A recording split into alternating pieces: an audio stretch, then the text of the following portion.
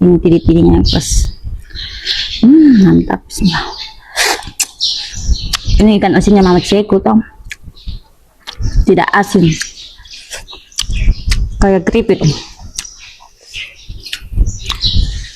Jadi kalau dimasak begini itu enak sekali.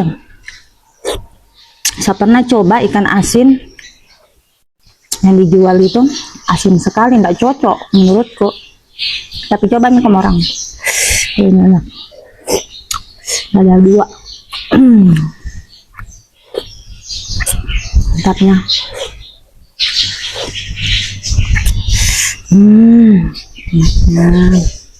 Masya Allah, nikmat mana yang kedustakan.